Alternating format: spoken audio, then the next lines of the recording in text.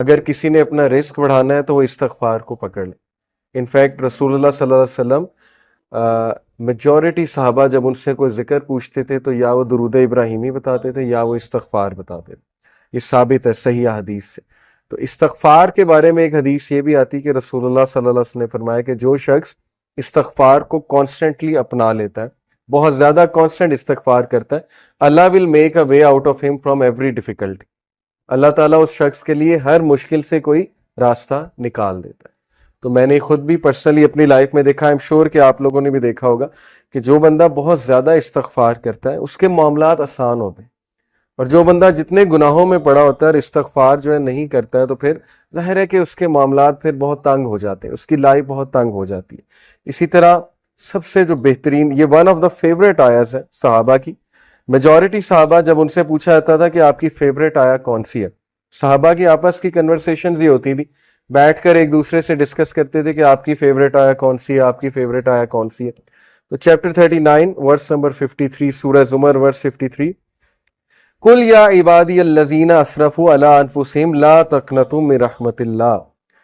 اے نبی کہہ دیجئے میرے بندوں سے, یہاں پر یا عبادی تمام انسانوں سے بات ہو رہی ہے, الذین اسرفوا علی انفسہم جو کہ زیادتی کر چکے ہیں اپنے نفس میں, who have crossed the limits. اسرفوا یعنی کہ اسراف کر دیا ہوا ہے, زیادتی کر دی ہوئی ہے انہوں نے اپنے نفس پر.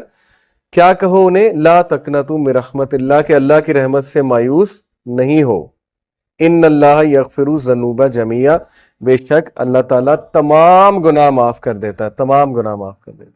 ایک حدیث قدسی میں آتا ہے کہ اللہ سبحانہ وتعالیٰ کہتے ہیں کہ اے ابن آدم, اگر تو میرے پاس گناہ لے کر آئے اور تیرے گناہ جو ہے وہ زمین سے آسمان تک جو ہے وہ ڈسٹنس کو فل کر رہے ہیں, لیکن تم اس سے سنسیئر ریپینٹنس کرتا ہے تو میں تجھے معاف کروں. ابھی بہت خوبصورت حدیث آپ کے سامنے آئیں گی اللہ سبحانہ وتعالیٰ کی مرسی کے حوالے سے. ایک حدیث آپ کے سامنے رکھتا ہوں, علی ابن طالب رضی اللہ تعالیٰ عنہ رپورٹڈ, یہ المستدرک کی حدیث ہے, صحیح ہے اکارڈنگ ٹو علامہ البانی, اور علی رضی اللہ عنہ سے بہت کم حدیث مروی ہیں.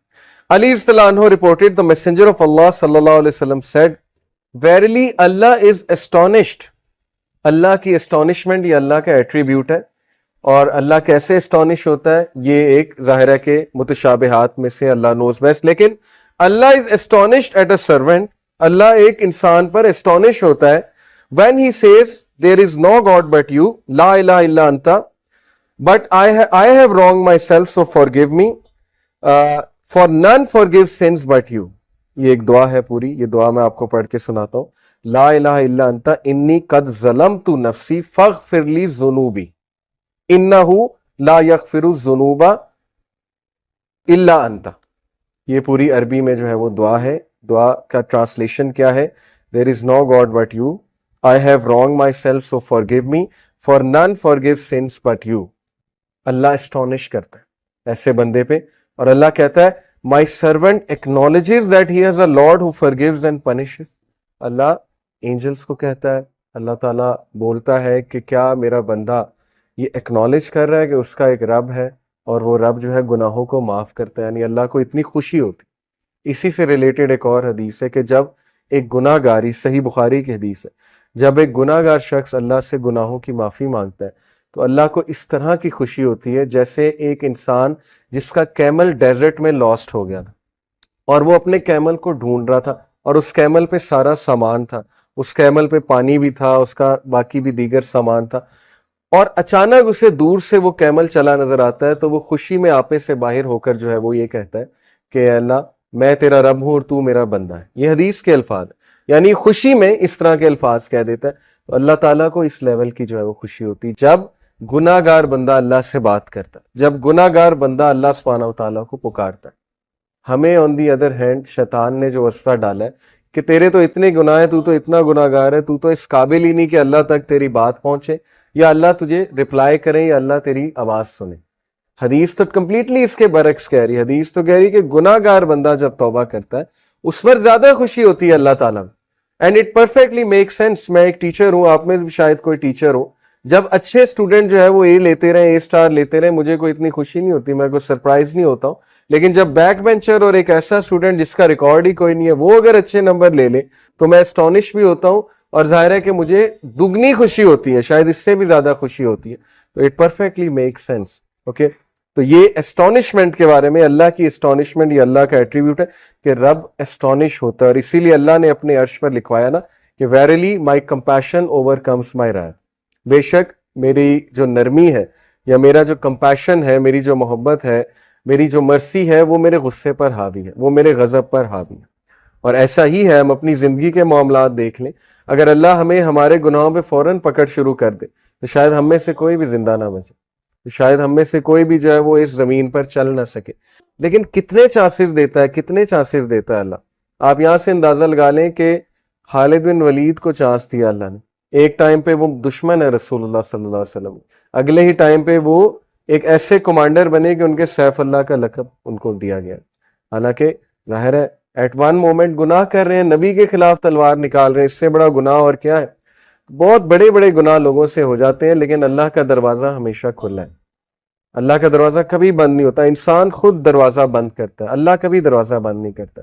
اوکے, سو اس کے بعد میں توبہ کی کنڈیشنز کے بارے میں آپ سب سے بات کرنا چاہوں گا. بہت ضروری ہے کہ چونکہ توبہ ایک بہترین عمل ہے, بہت بڑا عمل ہے, یہ ہمارے باپ کا عمل ہے, حضرت آدم علیہ السلام کا عمل ہے. تو اٹ از امپورٹنٹ کہ ہم جانیں کہ سنسیئر ریپینٹنس ہوتی کیا ہے. اس سے پہلے ایک اور حدیث میں آپ کو سنا دوں, سنسیئر ریپینٹنس کی انشاءاللہ بات کر رہے ہیں. سن ڈیو ٹو ڈیزائر, ڈیزائر کی وجہ سے سن اور ایروگنس کی وجہ سے سن, یہ دو مختلف چیزیں, یہ سمجھ لیں.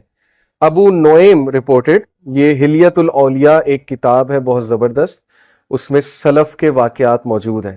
ابو نعیم رپورٹڈ سفیان ابن عیینہ رحمہ اللہ said whoever commits a sin due to desire, جو بھی گناہ کرتا ہے خواہش کی وجہ سے, verily whoever commits a sin due to desire we should hope for his repentance, ہمیں امید ہونی چاہیے کہ اس کا گناہ معاف ہو جائے گا. کیوں؟ verily آدم علیہ السلام disobeyed due to desire and he was forgiven, کیونکہ ہمارے باپ آدم علیہ السلام نے ڈیزائر کی وجہ سے, ڈیزائر تھی نا کہ اللہ نے منع کیا ٹری سے نہیں کھانا, سیلف کنٹرول ظاہرہ لوز ہو گیا فار واٹ ایور ریزن, اور ڈیزائر کی وجہ سے جو ہے یا کیوریوسٹی کی وجہ سے ہے گناہ کر بیٹھے.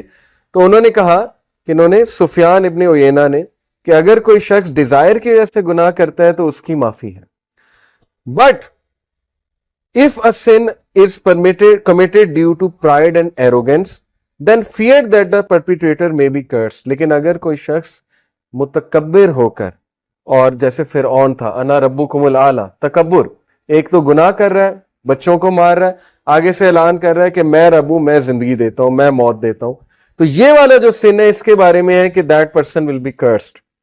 Verily Iblis disobeyed due to pride and he was cursed.